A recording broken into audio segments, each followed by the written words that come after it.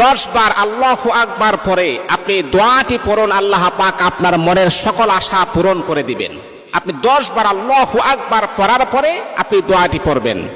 তাফসীর ইবনে কাসিরের ভিতরে আসছে সূরা মুতাফফিফিনের 6 নম্বর আয়াতের যে ব্যাখ্যার ভিতরে এমন একটি ফজিলতপূর্ণ কথা রয়েছে। আপনি যখন 10 বার যখন আল্লাহু আকবার যখন পড়বেন, আল্লাহ বড়, আল্লাহ মহান, আল্লাহর চাইতে বড় কেউ নাই, আল্লাহর চাইতে ক্ষমতাবান কেউ নাই, এমন শাহাদাতের সাক্ষী দেওয়ার পরে যখন আপনি এই দোয়াটা যখন পড়বেন, সঙ্গে সঙ্গে আমার আল্লাহ আপনার দোয়া গ্রান্টেড করে নেবেন, কবুল করে নেবেন। মুহতারাম হাজিরিন, দোয়াটা বড় চমৎকার একটি দোয়া। রাত্রে 2টার পরে আপনি এমন একটি আমল আপনি করার চেষ্টা করবেন, যখন রাত্রে যখন 2টা হয়ে যাবে।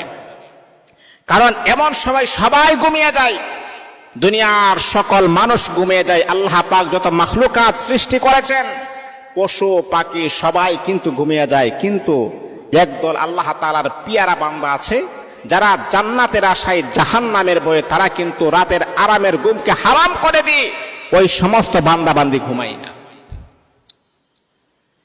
আল্লাহ পাকের একদল পিয়ারা বান্দা আছে, আরামের ঘুমকে হারাম করে দিয়ে জান্নাতের আশায় জাহান্নামের ভয়ে একদল বান্দা বান্দি আছে, তারা কিন্তু ঘুমায় না।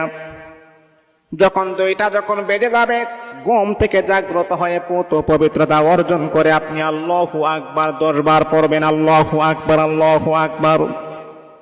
মুসলমান বন্ধুরে, আল্লাহু আকবার 10 বার বলার পরে আপনি দোয়াটা পড়বেন, 2 রাকাত নামাজ পড়বেন, তারপরে পড়বেন হাসবি আল্লাহু লা ইলাহা ইল্লাহু আলাইহি তাওয়াক্কালতু ওয়া হুয়া রাব্বুল আরশিল আযীম।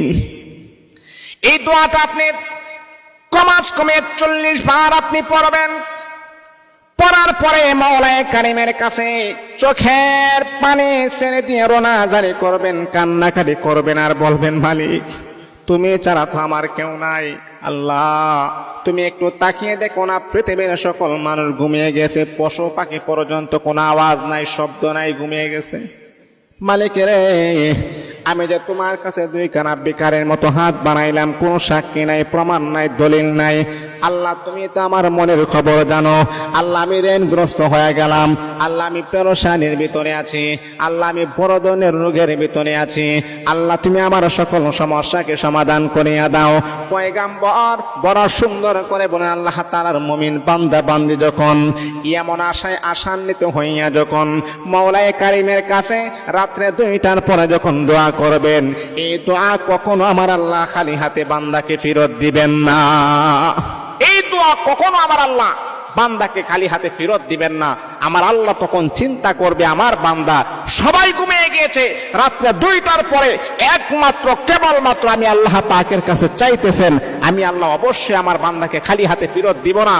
ফেরেশতারা তাকিয়ে দেখ, আমার বান্দা কনকনে শীতের মাঝে আমি আল্লাহ তাআলার কাছে চেয়েছেন, আমার বান্দা যা কিছু চেয়েছেন সব কিছু আমি আল্লাহ কবুল করে নিলাম। এজন্য মুহতারাম হাজিরিন, ওই সময় যখন আপনার ঘুম ভেঙে যাবে, তখন কিন্তু আপনি 10 বার আল্লাহু আকবার বলার পরে তাফসীর ইবনে কাসিরের ভিতরে সূরা মুতাফফিফিনের মুদ্দাসসিরের এই আয়াতের ভিতরে এমন বিশ্লেষণটা রয়েছে, আপনারা এই দোয়াটা পড়বেন, আল্লাহ পাক আপনাদের মনের আশা কবুল করে নিন।